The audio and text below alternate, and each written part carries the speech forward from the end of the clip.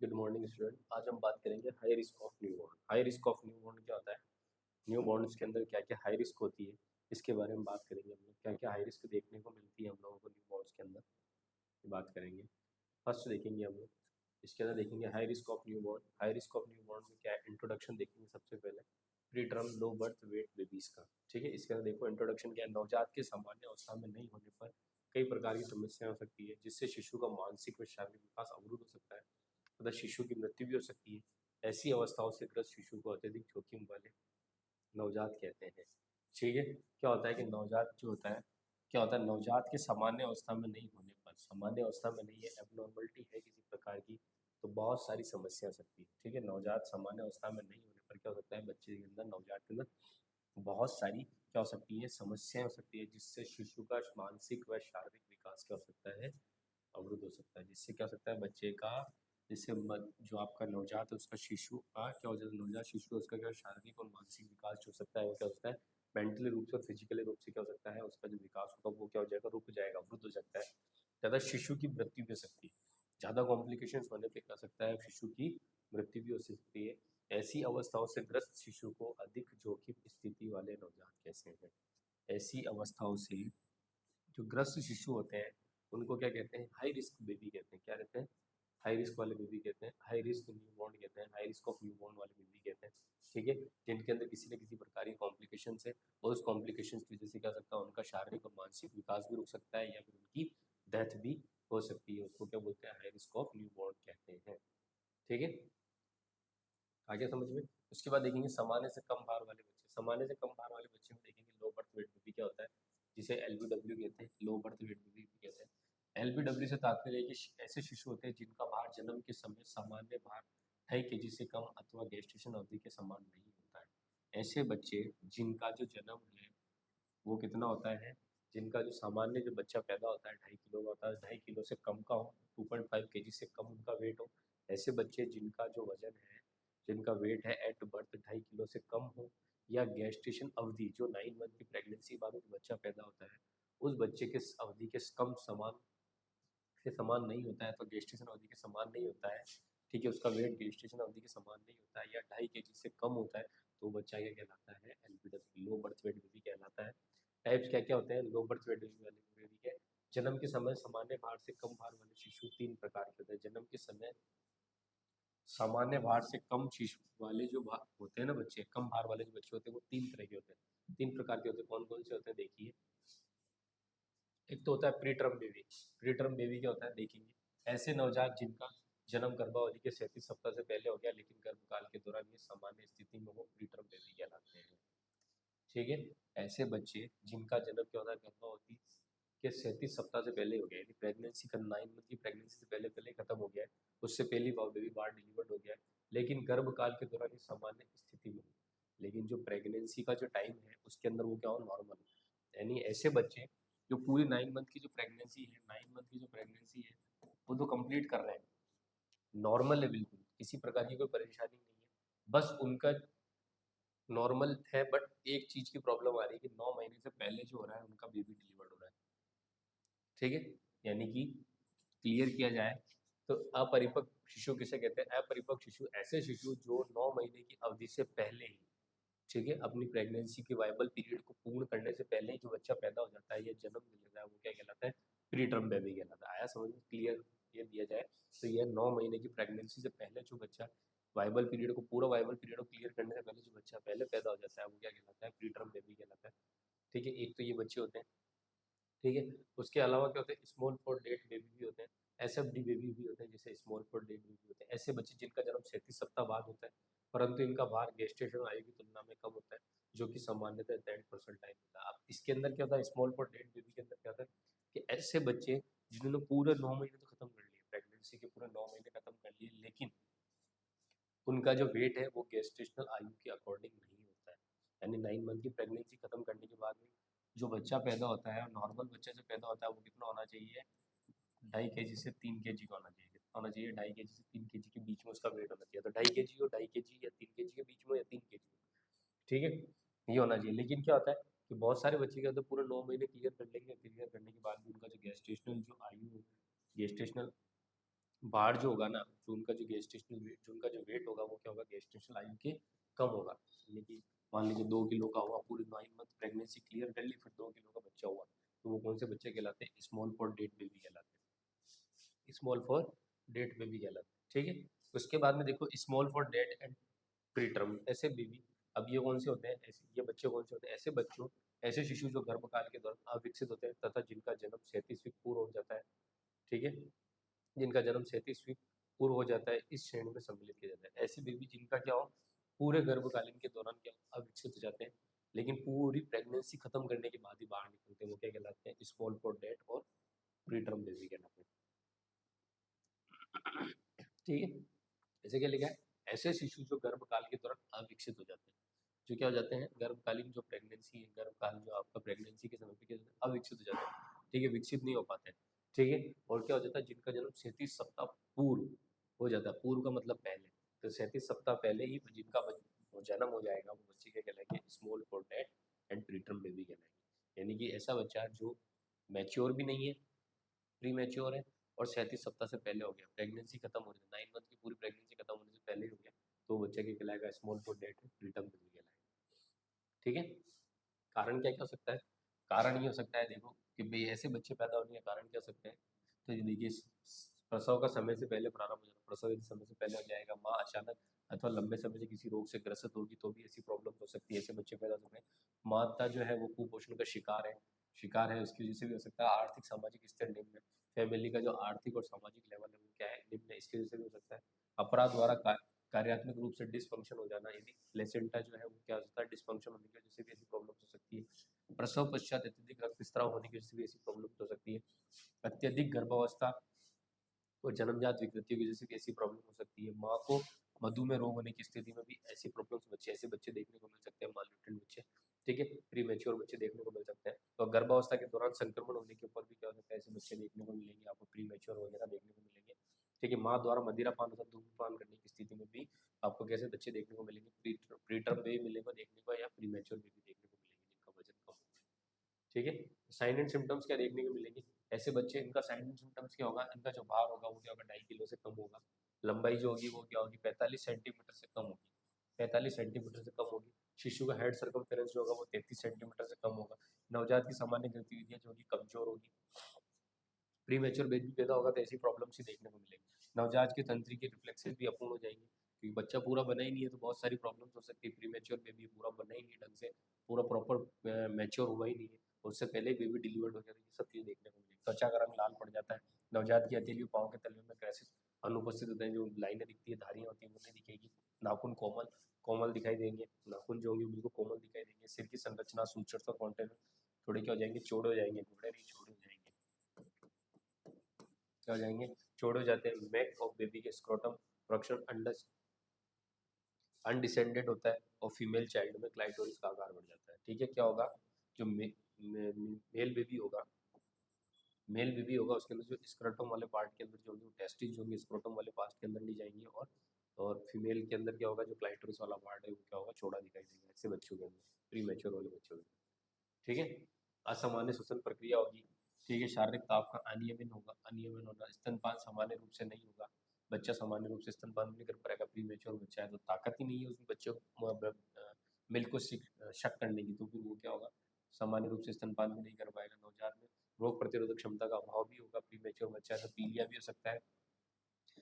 Growth growth retardation भी कम हो सकती है, उसकी जो ग्रोथ है वो भी क्या हो सकती है, वो भी कम हो सकती है। जीएफआर भी कम हो सकती है, और हाइपोग्लाइसीमिया, हाइपोगैलीमिया, हाइपोनाइट्रीमिया, एसिडोसिस, हाइपो, ये सारी प्रॉब्लम्स भी फिर बच्चे के अंदर देखने को मिल सकती है। ठीक है, ये सारी प्री मैच्योर बच्चा है इसलिए सभी तरह की मैनेजमेंट में क्या करोगे आप, माँ को गर्भावस्था के दौरान माँ को क्या करोगे, संतुलित आहार दोगे तो ऐसा बच्चा देखने को नहीं मिलेगा। प्री मैच्योर प्रसव की स्थिति को रोकना और माँ को संपूर्ण आराम प्रदान करना। यदि प्री मैच्योर है बच्चा, प्री मैच्योर पैदा हो रहा है बच्चा, तो आपको क्या करना है, उसको रोकने की कोशिश करनी है। प्री मैच्योर बेबी पैदा होने प्रसव है तो उसको रोकने की कोशिश करनी है, और माँ को संपूर्ण आराम देना है। ठीक है, जन्म के दौरान शिशु की तुरंत देखभाल हेतु क्या करना है, रिसोसिटेशन की व्यवस्था करनी है। ठीक है, यदि जन्म हुआ है बच्चे का, तुरंत देखभाल के लिए रिसोसिटेशन की व्यवस्था, सीपीआर वगैरह तैयार रखना है आपको। ठीक है, जन्म के उपरांत शिशु को विटामिन के का 0.5 mg का डोज देनी है, आईएम इंजेक्शन लगाना जिससे रक्त स्त्राव कम हो जाए बच्चे के अंदर। एलबीडब्ल्यू बेबी शिशु को स्वतंत्र सामान्य सामान्य करने हेतु प्रयास करना है। एलबीडब्ल्यू बेबी जो होता है, लो बर्थ वेट बेबी जो होता है, उसके अंदर क्या होता है, श्वसन तंत्र जो होता है, सांस लेने में परेशानी आ सकती है, तो उसके लिए आप क्या करना है, उसको सामान्य करने की कोशिश करनी है। एलबीडब्ल्यू बेबी की अवस्था शिशु के शरीर में द्रव की मात्रा सामान्य से घट जाती है, जिससे हाइपोथर्मिया हो सकता है, इससे बचाव करना है। एलबीडब्ल्यू जो बेबी होता है उसके अंदर क्या होता है, शिशु के अंदर शरीर में द्रव की मात्रा हो जाती है, वो क्या होती है, सामान्य से कम हो जाएगी। उससे बचाव के लिए क्या करना है आपको, हाइपोथर्मिया, बच्चे को हाइपोथर्मिया होता है, हाइपोथर्मिया से बच्चे को प्रिवेंट करना है, हाइपोथर्मिया से बच्चों को बचाना है, ठीक है, मैनेजमेंट के अंदर। उसके बाद शिशु को क्या करना है, इंक्यूबेटर्स रखा जाना है। शिशु को क्या करना है, इंक्यूबेटर्स में भी रखा जाना पड़ सकता है, आपको रखना पड़ेगा, ठीक है। प्री मेच्योर बेबी पैदा हो रहा है, शिशु की शारीरिक ताप को नियमित तो सही प्रयास करने, ठीक है। इंक्यूबेटर में शिशु को रखते समय आवश्यक कपड़ों से कवर करके रखना चाहिए, जिससे उसका शरीर विकिरण से बच जाए, ठीक है। एलबीडब्ल्यू को पर्याप्त रूप से स्तनपान कराया जाना चाहिए। स्मॉल फॉर 1.5 से 9 नवजात शिशु को जन्म के 4 घंटे बाद फीडिंग, ठीक है। क्या करना है, एलबीडब्ल्यू जो है उस एलबीडब्ल्यू जो बच्चा है उसको पर्याप्त रूप से क्या करवाना, स्तनपान करवाना, ब्रेस्ट फीडिंग करानी है। और स्मॉल फॉर डेट बेबी जो है, स्मॉल फॉर डेट बेबी जो है, जो प्रेगनेंसी से पहले हो गया है, 9 महीने की प्रेगनेंसी कंप्लीट करने से पहले जो बच्चा पैदा हो गया उसको क्या करना है, जन्म के 4 घंटे बाद में फीडिंग करानी, ठीक है। आगे समझ में ये सब चीज़ें ध्यान रखनी है। इसके अलावा संक्रमण से सुरक्षा भी करनी है। संक्रमण से किस तरीके से सुरक्षा करोगे बच्चे की, बच्चे की देखभाल करने वाले व्यक्ति में किसी प्रकार का संक्रमण नहीं होना चाहिए। बच्चे को जो देखभाल कर रहे हैं उनमें किसी प्रकार का संक्रमण नहीं होना चाहिए, वो भी संक्रमित होने चाहिए, उनके कपड़ों के ऊपर इन्फेक्शन वगैरह नहीं होने चाहिए, और ऐसे बच्चे पर्सन जो है जिनके पास में इन्फेक्शन वगैरह, उनसे बच्चों को दूर रखना चाहिए, ठीक है। नवजात की केयर के उपयोग में लिए जाने वाले सभी उपकरण जो है भी संक्रमित, आप जो भी बच्चे के नवजात की केयर के लिए जो भी उपकरण यूज में ले रहे हैं वो उपकरण सभी उपकरण क्या होने चाहिए, भी संक्रमित होने चाहिए, ठीक है। मैं जिस कक्ष में जो होगा, जिस कक्ष में आप बच्चे को रख रहे हो, जिस कक्ष के अंदर आप बच्चे को रख रहे हो, ठीक है, नवजात को रखेंगे वह भी विसंक्रमित होना, जिस भी रूम के अंदर आप बच्चे को रखेंगे उस रूम के अंदर क्या होना चाहिए, विसंक्रमित होना चाहिए, नमी नमी नहीं होनी चाहिए, ठीक है, नमी नहीं होनी चाहिए रूम के अंदर, ठीक है। नवजात की देखभाल करने वाले व्यक्ति को शिशु को भावनात्मक केयर प्रदान करने के लिए केयर के दौरान उसके साथ खेलना भी चाहिए, ठीक है। नवजात की देखभाल करने वाले व्यक्ति को क्या करना, भावनात्मक केयर भी प्रदान करनी है बच्चे को, और इसके अलावा क्या करनी है, उसके साथ में खेलना भी है, गेम्स वगैरह भी खेलने पड़ेंगे, ठीक है, ताकि बच्चा आसानी से क्या हो सकता है, हॉस्पिटल में रह सकता है, ठीक है। बच्चे के माता पिता को उसकी सही देखभाल करने के संबंध में जानकारी देनी चाहिए। क्या करना है, बच्चे के माता पिता को, फिर उसके बाद लास्ट में क्या करना है कि बच्चे के माता पिता को भी उसकी देखभाल के बारे में समझाना है कि इस तरीके की देखभाल आपको बच्चे की करनी है, ठीक है। उसके बाद में देखेंगे डायरियल डिजीज भी होती है बच्चों के अंदर, लो बर्थ वेट भी होते हैं, इसके अलावा डायरियल डिजीज भी होती है। डायरियल डिजीज किसे कहते हैं, डायरियल डिजीज जो होती है अतिसार व्यवस्था जिसमें मल द्रव के रूप में अत्यधिक संख्या में उत्सर्जित किया जाता है। 5 वर्ष से कम आयु के शिशुओं को का मृत्यु का ये महत्वपूर्ण कारण, ठीक है। अतिसार क्या होता है, जिसमें द्रव जो होता है, जिसमें जो मल होता है वो द्रव के रूप में क्या होता है, अत्यधिक संख्या में बाहर उत्सर्जित होता है। जो मल जो होता है वो क्या होता है, द्रव के रूप में अत्यधिक मात्रा में बाहर, शरीर से बाहर अत्यधिक संख्या के अंदर क्या होता है, उत्सर्जित होता है। और ये सबसे ज्यादा किसमें देखने को मिलता है, 5 वर्ष से कम आयु के शिशुओं में देखने को मिलता है, और सबसे ज्यादा उनके अंदर मृत्यु का कारण भी क्या होता है, डायरियल डिजीज भी होता है। समझ में क्लियर है, समझ में आ गया डायरियल डिजीज किसे कहते हैं, क्या यानी कि डायरियल डिजीज ये है कि मल का द्रव के रूप में अत्यधिक संख्या में बाहर उत्सर्जित होना क्या कहलाता है, डायरियल डिजीज कहलाता है। और ये कब, कौन सी उम्र के बच्चों में ज़्यादा देखने को मिलता है, 5 वर्ष से कम आयु के बच्चों में ज़्यादा को देखने को मिलता है, और सबसे ज़्यादा 5 वर्ष से कम आयु के बच्चों में मृत्यु का कारण भी क्या होता है, डायरियल डिजीज ही होता है। कॉजेज क्या हो सकता है, किस किस वजह से क्या हो सकता है डायरियल डिजीज की, वायरस जनित रोग के, रोटा वायरस है, मीजल्स, एंटेरोवायरस उसकी वजह से भी हो सकता है। जीवाणु जैसे कि ई कोलाई, शिजेला वायरस है, साल्मोनेला, साल्मोनेला, स्टेफाइलोकोकस है, क्लोस्ट्रीडियम के कारण भी हो सकता है। कवक की वजह से भी, जिसमें कैंडिडा एल्बिस की वजह से भी हो सकता है। परजीवी जैसे गियर्डिया है, लेम्बलिया है, इनकी वजह से भी हो सकता है। ड्रग्स के कारण भी हो सकता है, एंटीबायोटिक ड्रग की वजह से भी डायरिया हो सकता है, ठीक है। अन्य कारण जैसे भोज्य एलर्जी के कारण भी क्या सकता है, वो भोज्य एलर्जी के कारण भी क्या हो सकता है, डायरिया हो सकता है बच्चे के अंदर। वर्षा ऋतु के अंदर भी क्या होता है, डायरिया हो सकता है बच्चे के अंदर। और टूथ इरेप्शन के कारण भी, यानी दांतों के अंदर जो सेंसेशन आते हैं ना, उसकी वजह से भी बच्चे को क्या हो सकता है, डायरिया। जब बच्चा नया नया पैदा होता है, पैदा होने के बाद जब से डायरिया, दांत के अंदर, उसके अंदर टूथ इरप्शन आते हैं ना, दांतों के अंदर खुजली चलना, जो जो मसूड़े होते हैं उनके अंदर खुजली चलती है, टूथ इरप्शन के कारण धीरे धीरे दांत निकलने लगते हैं बाहर की तरफ, मसूड़ों के अंदर खुजली चलती है, मसूड़ों के अंदर खुजलाहट होती है, उसकी वजह से भी क्या होता है, बच्चों के अंदर डायरिया होने के चांसेस रहते हैं, ठीक है। टाइप्स ऑफ डायरिया कितना होता है, 3 प्रकार के डायरिया, 3 प्रकार से डायरिया होता है। डायरिया के अंदर माइल्ड होता है, मॉडरेट होता है, सीवियर होता है। माइल्ड है ना, MILD, माइल्ड, माइल्ड, मॉडरेट और सीवियर होता है। माइल्ड क्या होता है, जब एक दिन में स्टूल उत्सर्जन 2 से 5 बार होता है और स्टूल हरे रंग का होता है, म्यूकस युक्त होता है, तो उसको माइल्ड डायरिया कह रहे हैं। जब स्टूल क्या होगा, एक दिन के अंदर 2 से 5 बार उत्सर्जन होगा, ठीक है, तो उसको क्या बोलेंगे, माइल्ड डायरिया बोलेंगे। और मॉडरेट डायरिया किसे कहेंगे, इसमें स्टूल का उत्सर्जन होगा 7 से 10 बार होगा दिन में, ठीक है। और उसके साथ में क्या क्या परेशानी होगी, शिशु को ज्वर भी आएगा, भूख भी लगेगी, वॉमन भी होगी, तो उसको क्या बोलेंगे, मॉडरेट डायरिया बोलेंगे। सीवियर डायरिया जो होगी उसके अंदर 10 से अधिक बार मल का उत्सर्जन होगा, वो भी लिक्विड टाइप के अंदर, जलीय रूप में जो जब मल का उत्सर्जन होगा वो भी कितनी बार, 10 से अधिक बार होगा, ठीक है, जिसके साथ में वॉमिटिंग्स वगैरह भी होगी, तो वो क्या कहलाता है, सीवियर डायरिया कहलाता है। साइन एंड सिम्टम्स क्या क्या देखने को मिलेंगे डायरिया के अंदर, ज्वर देखने को मिलेगा, डिहाइड्रेशन, बॉडी निर्जलीकरण देखने को मिलेगा, वॉमिटिंग देखने को मिलेगी, चिड़चिड़ापन, एंजाइटी वगैरह, क्योंकि इलेक्ट्रोलाइट इम्बैलेंस हो जाएंगे, इसकी वजह से चिड़चिड़ापन देखने को मिलेगा, ठीक है। ट्रीटमेंट क्या करोगे आप लोग, डायरिया के अंदर बच्चे का ट्रीटमेंट क्या करोगे आप, ट्रीटमेंट के लिए अतिसार के कारण शिशु के रोग में अत्यधिक मात्रा में जल और आयन की उपस्थिति यदि इसके उपचार है तो निम्न प्रयास करेंगे आप लोग।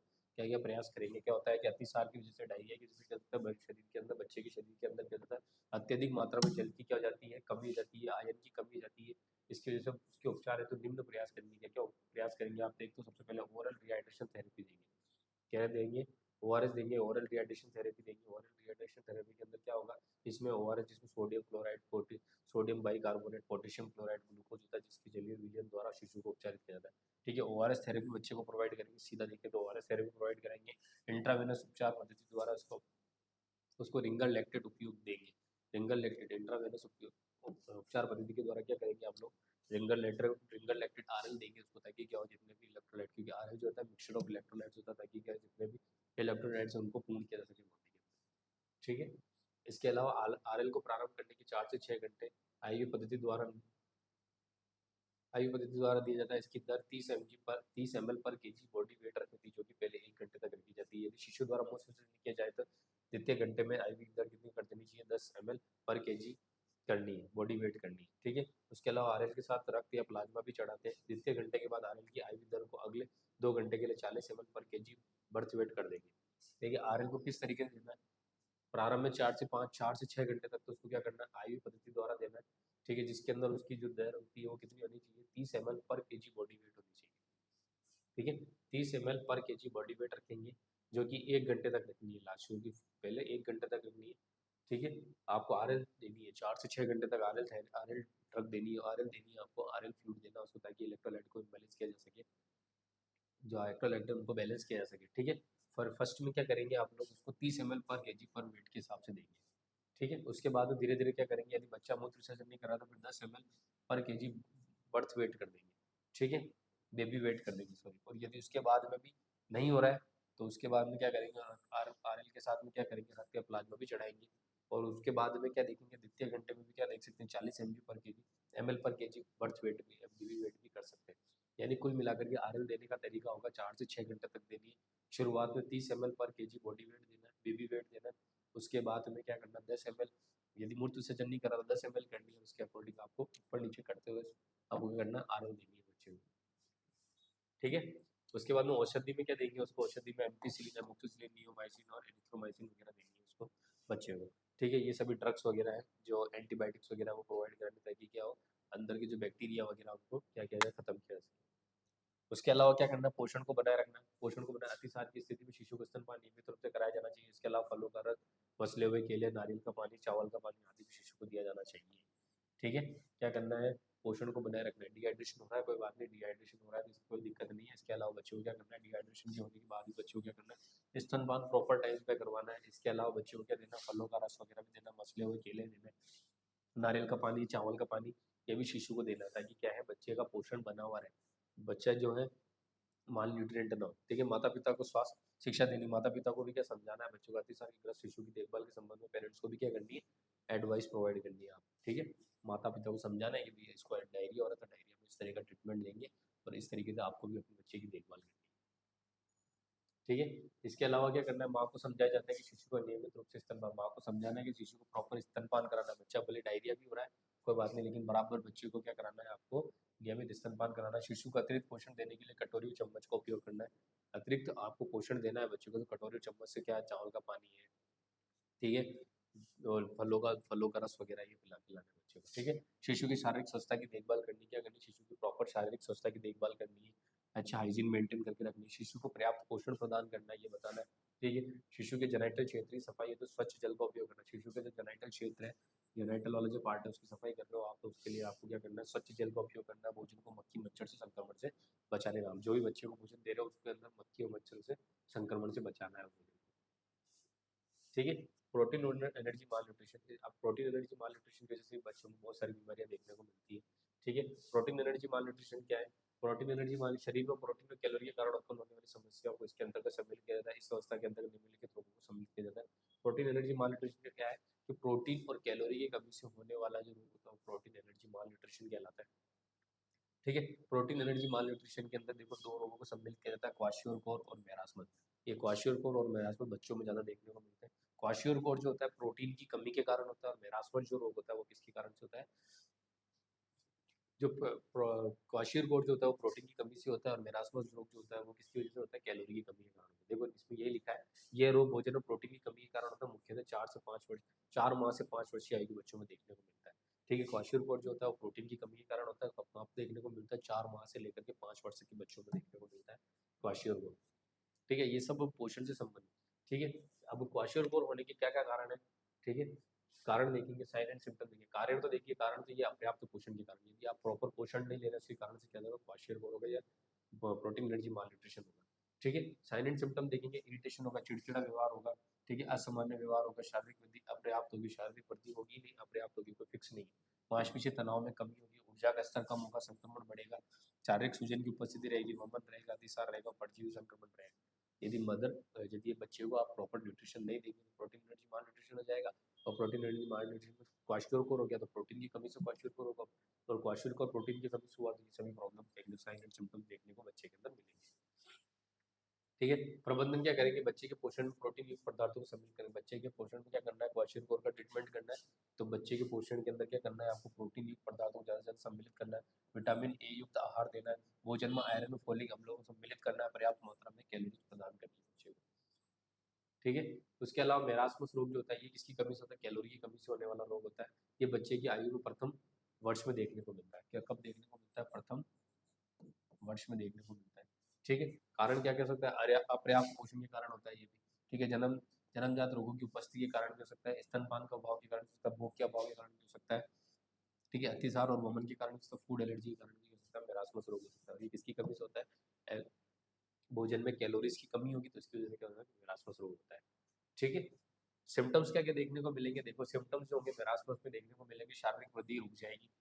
ठीक है, शरीर का सबक्यूटेनियस वसा का लॉस हो जाएगा, बच्चे का जो फेस होगा बंदर के जैसे दिखाई देगा, चिड़चिड़ापन देखने को मिलेगा बच्चे में, भूख का अभाव रहेगा बच्चे में, इन्फेंट का रंग जो होगा वह एनीमिया के कारण क्या हो जाता है? एशियन ग्रे कलर का हो जाएगा, एशियन ग्रे कलर का हो जाएगा, बालों में परिवर्तन देखने को मिलेगा, डर्मेटाइटिस बच्चे के अंदर देखने को मिलेगा। किसकी वजह से देखने को मिलेगा? मेरास्मस रोग की वजह से देखने को मिलेगा। मेरास्मस रोग किसकी वजह से होता है? आपके एनर्जी की कमी से होने वाला रोग है। ठीक है, और ये एनर्जी किसकी वजह से कम मिलती है आपको? भोजन आप प्रॉपर अच्छा से पोषण प्रॉपर नहीं लेते उसकी वजह से। ठीक है, नर्सिंग प्रबंधन में क्या करोगे आप लोग? नर्सिंग प्रबंधन में क्या करेंगे? भोजन में पर्याप्त मात्रा में कैलोरी युक्त आहार सम्मिलित करेंगे। शारीरिक निर्जलीकरण के प्रबंधन में तो आईवी थेरेपी का उपयोग किया जाता है। ठीक है, शिशु को थोड़ी थोड़ी मात्रा के अंदर थोड़ी थोड़ी मात्रा में क्या करना है? भोजन देना है। ठीक है, कुल मिला के क्या करना है? मेरास्मस का आपको ट्रीटमेंट करना है तो क्या करना है? कैलोरी युक्त भोजन सबसे ज्यादा बच्चे को देना है। ठीक है, शरीर में निर्जलीकरण का प्रबंधन करना था, आईवी थेरेपी का यूज करना है। शिशु में थोड़ी थोड़ी मात्रा में क्या करना है? भोजन प्रोवाइड कराना है, पर्याप्त मात्रा में स्तनपान करवाना चाहिए, मानसिक सहारा प्रदान करना है। थोड़ी थोड़ी मात्रा में क्या करना है? भोजन दिया जाना चाहिए। दाल का पानी है, चावल का पानी है, ठीक है, नारियल का पानी है। इसके अलावा वो जल क्या बोलते हैं, जूस वगैरह है बच्चे को, फलों का जूस वगैरह ये सब देना है बच्चों को। ठीक है, थोड़े थोड़े अमाउंट के अंदर।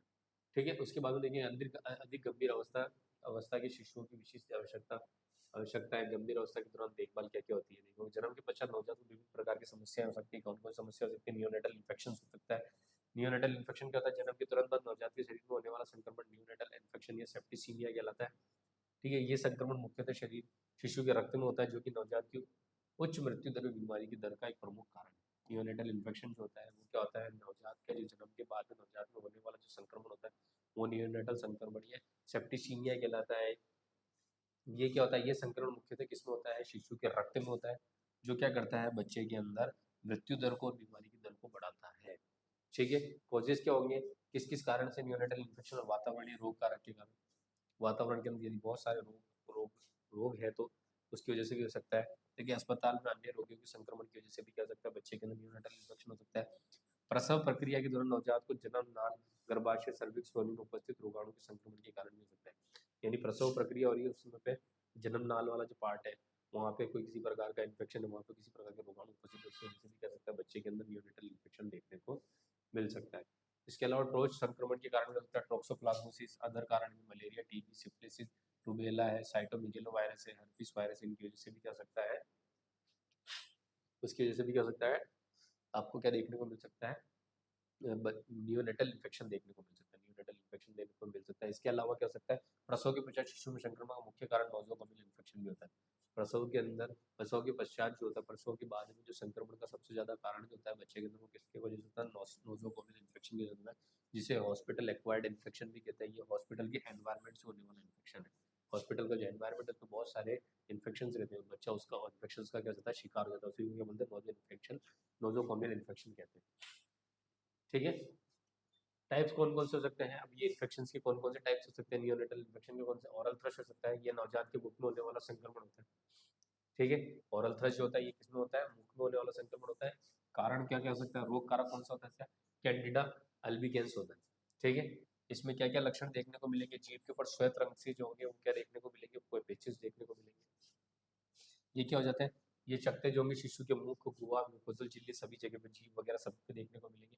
शिशु को भूख नहीं लगती है, क्या हो जाएगा, शिशु को बहुत कम भूख लगती है यदि इस तरह का ओरल थ्रश की प्रॉब्लम होती है। रोग का निदान में क्या करेंगे, आप क्या करेंगे, जो म्यूकस वगैरह है, मुंह का जो म्यूकस वगैरह है उसका क्या करेंगे, आप लोग माइक्रोस्कोपिक एग्जामिनेशन करवाएंगे।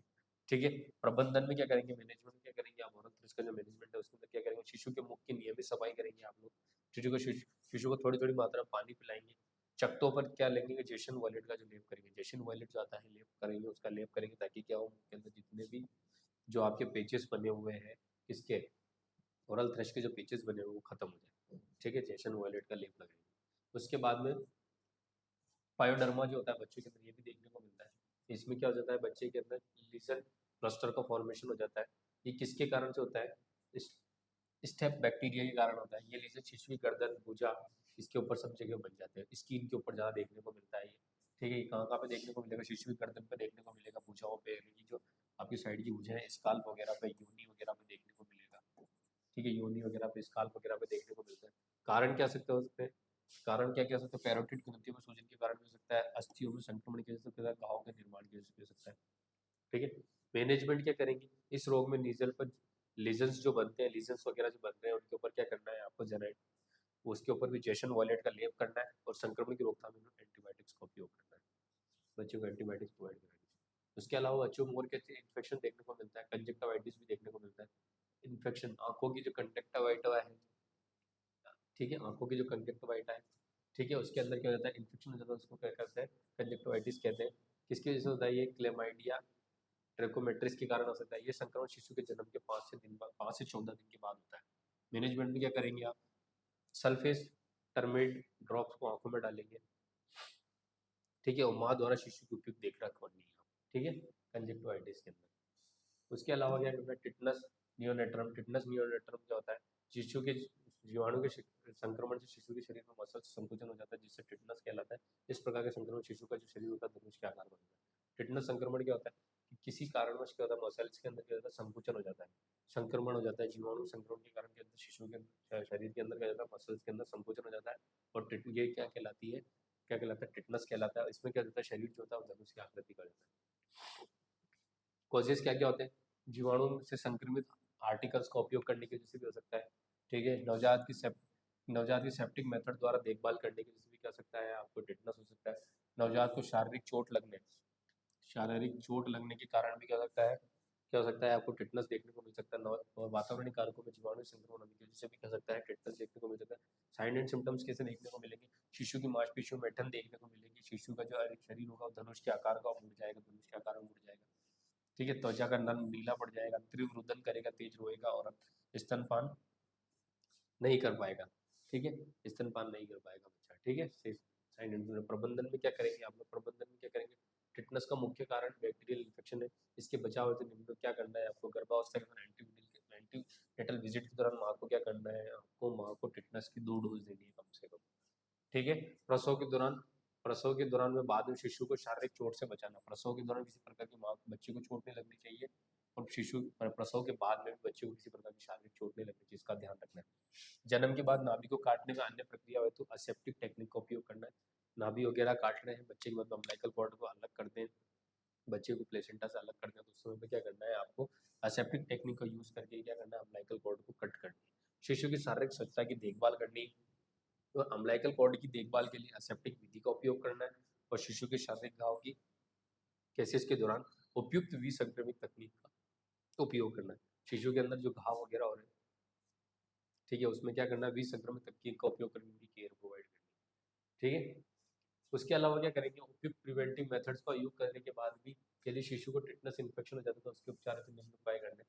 यदि प्रिवेंटिव मेथड का आपने पूरा यूज किया है, उसके बाद भी टिटनस का इन्फेक्शन बच्चे के अंदर हो जाए, तो आप लोग क्या क्या उपाय करेंगे, तो माँ द्वारा शिशु को नियमित स्तनपान करवाना है। शिशु को ड्रग के रूप में क्या देनी है, एंटी टिटनस सीरम का इंजेक्शन लगाना है। शिशु की सुरक्षा की देखभाल करनी है। बेबी को इम्यूनाइजेशन शेड्यूल के अनुसार टिटनस के टीके लगवाने हैं। मसल्स कॉन्ट्रैक्ट होने से बचाने के लिए रिलैक्सेंट ड्रग्स का मसल्स रिलैक्सेंट ड्रग्स का उपयोग करना है।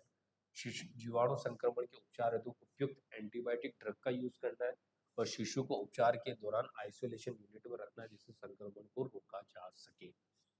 ठीक है, आया समझ में? यानी इतना काम करने के बाद भी आप बहुत सारी कोशिश की आपने कि भाई इन्फेक्शन ना हो, इन्फेक्शन ना हो, टिटनस का इन्फेक्शन हो, फिर भी हो गया है, तो आपको ये सभी चीजें देख करनी है बच्चे के अंदर। ठीक है,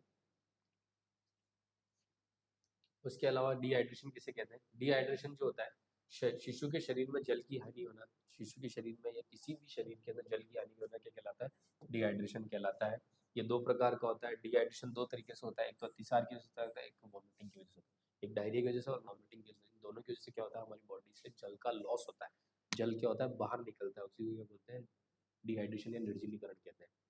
अब डायरिया क्या होता है, नियमित व अनिरंतर रूप से मल का त्याग अतिसार कहलाता है। अत्यधिक समय तक दस्त लगने से शिशु के शरीर में जल की आने से जिसे डिहाइड्रेशन या शिशु को डिहाइड्रेट कहते हैं।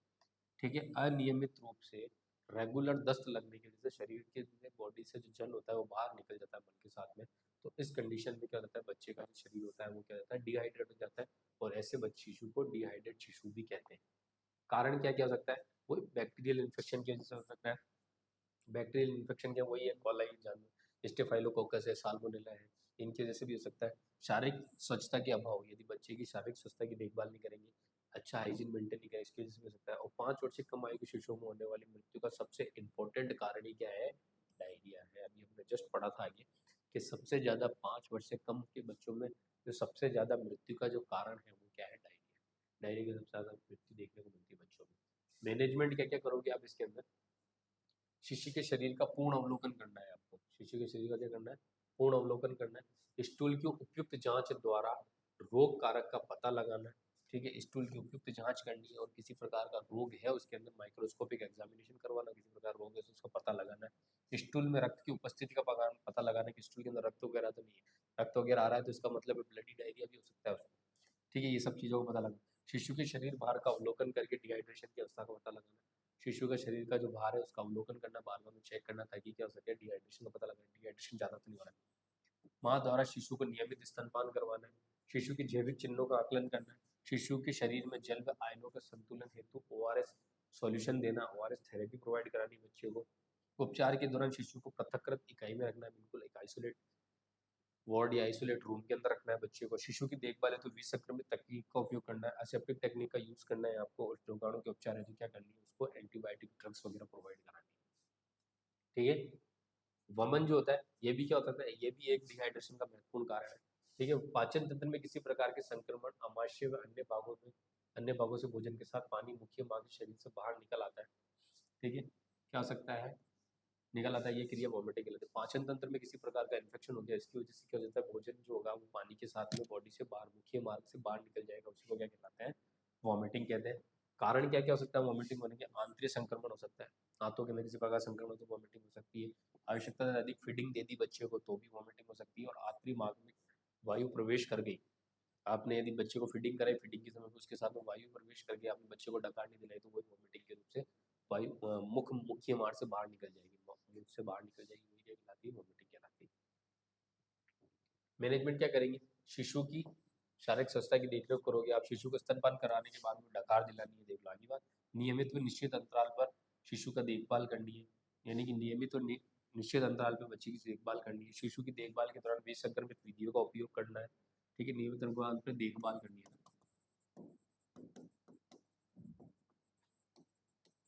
ठीक है। शिशु की देखभाल के दौरान विसंक्रमित विधियों का उपयोग किया जाना है, जीवाणु संक्रमण से बचाव करने के लिए एंटीबायोटिक्स का उपयोग करना है, और एब्डोमिनल डिस्टेंशन, शिशु के उदर का फूलने के जो है तो आपको एब्डोमिनल डिस्टेंशन कहते हैं, उसका चेक करना है, ठीक है। कारण क्या हो सकता है, आंतरिक अवरोध हो सकता है वॉमिटिंग का कारण, आवश्यकता से अधिक खिलाने की वजह से भी हो सकता है, फूड देने की वजह से, आवश्यकता से अधिक फूड देने के कारण भी हो सकता है, फूड देने के कारण भी हो सकता है, ठीक है। संक्रमण कब्ज की स्थिति के कारण हो सकता है, और आंतरिक संक्रमण की वजह से भी क्या सकता है, आपको वॉमिटिंग देखने को मिलेगी। अब क्या कुछ नहीं करना है, सबसे पहले मैनेजमेंट में करना, सर्वप्रथम शिशु को उपयुक्त अवलोकन करना है, ठीक है, उदरी विस्तारण के कारण का पता लगाना है, आंतरिक अवरोध के उपचार है तो क्या नेसोगैस्ट्रिक ट्यूब का उपयोग करना है, ठीक है, शिशु के शारीरिक जल स्तर का अवलोकन करना और आवश्यकता अनुसार शल्य क्रिया का उपयोग करना है, ठीक है। ये कौन से ट्रीटमेंट के किसके अंदर करना है आपको, एब्डोमिनल डिस्टेंशन के अंदर। एब्डोमिनल डिस्टेंशन का मतलब है उदर का फैल जाना, उदर का फूल जाना, ठीक है, उधर का फूल जाएगा, उधर फूल गया है तो उधर फूलने का कारण क्या हो सकता है, आंतरिक अवरोध यानी, और जो इंटेस्टाइन वाला पार्ट है उसमें रुकावट आ गई, उसकी वजह से पेट फूल सकता है बच्चे का, आवश्यकता से अधिक फूड दे दिया उसकी वजह से पेट फूल सकता है, संक्रमण कब्ज की उपस्थिति है बच्चे के अंदर यानी कॉन्स्टिपेशन वगैरह, उसकी वजह से पेट फूल सकता है, और हाथों के अंदर किसी प्रकार का संक्रमण है तो भी क्या हो सकता है, तो आपको कॉन्स्टिपेशन हो सकता है, ठीक है, या पेट फूल सकता है।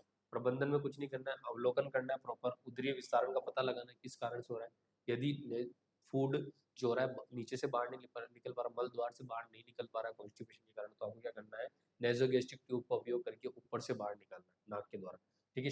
शिशु के शरीर का जल का स्तर का अवलोकन करना है, और आवश्यकता अनुसार शल्य क्रिया का उपयोग भी करना पड़े तो करना है। यदि अवरोध वगैरह आ गया है, रुकावट वगैरह आ गई है इंटेस्टाइन वाले पार्ट के अंदर, तो आपको करना है शल्य क्रिया का उपयोग करके उन अवरोध को हटाना है, ठीक है। अब देखेंगे लोग, हम लोग IMNCI क्या होती है। IMNCI क्या है, IMNCI जो है वो एक बहुत बड़ा बच्चों के लिए काम करने वाला एक ग्रुप है, IMNCI, ठीक है, जो गवर्नमेंट द्वारा चला, WHO के द्वारा चलाया गया है। इसकी जो फुल फॉर्म है integrated management of neonatal and childhood illness है, ये 2003 से 2005 के बीच में ये पूरी तौर से चालू किया गया था, ठीक है। गंभीर अवस्था से रोगग्रस्त नवजात शिशुओं तथा बच्चों की उपयुक्त देखभाल हेतु इस कार्यक्रम का प्रारंभ WHO तथा यूनिसेफ द्वारा संयुक्त रूप से किया गया। WHO और यूनिसेफ ने बच्चों की केयर प्रोवाइड करने के लिए, बच्चों की देखभाल करने के लिए, नवजात शिशुओं की देखभाल करने के लिए ही क्या किया गया, IMNCI को इम्प्लीमेंट किया। और यूनिसेफ कौन था, यूनिसेफ जो था यूनाइटेड नेशन चिल्ड्रन फंड था, यूनाइटेड नेशन चिल्ड्रन फंड है, यूनाइटेड नेशन चिल्ड्रन फंड है, जो क्या करता है 11 दिसंबर 1946 में ही आया था। और WHO जो है वर्ल्ड हेल्थ ऑर्गेनाइजेशन जो 7 अप्रैल 1948 को आया था, इन दोनों ने मिलकर के क्या किया गया, IMNCI को चलाया, जो क्या करता था, बच्चों के लिए काम करता था, बच्चों नवजात शिशुओं की देखभाल करने का काम करता था। इसका मेन कारण क्या था, बच्चों के पोषण स्तर को सुधार करना, ठीक है, इम्यूनाइजेशन टेक्निक के द्वारा बच्चों में टीकाकरण करवाना, बच्चों में संक्रमण रोगों की रोकथाम को करना IMNCI का काम है। और ये किसके अंडर काम करता है, IMNCI दोनों यूनिसेफ और WHO के अंदर काम करता है। बच्चों को प्रभावित करने वाले कारकों को क्या करना है, बच्चों को किसी प्रकार के कोई कारक स्वास्थ्य को प्रभावित करने वाले कारक है, उनको क्या करना है, खत्म करना है। स्वास्थ्य को प्रभावित करने वाले जो कारक है उनको क्या करना है, खत्म करना है।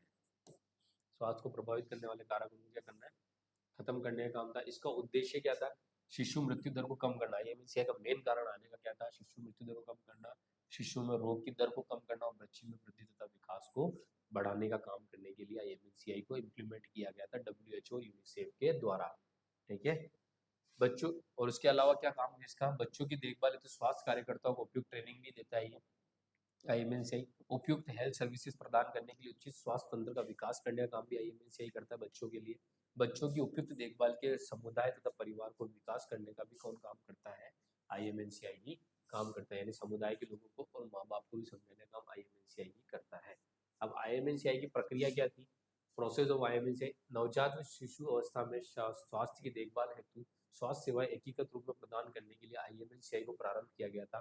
ठीक है, यानी नवजात और शिशुओं की स्वास्थ्य की देखभाल करने के लिए एक एकीकृत रूप से जो के लिए क्या किया गया, एकीकृत रूप से स्वास्थ्य सेवाएं प्रदान हो बच्चों को, उसके लिए IMNCI को प्रारंभ किया गया था।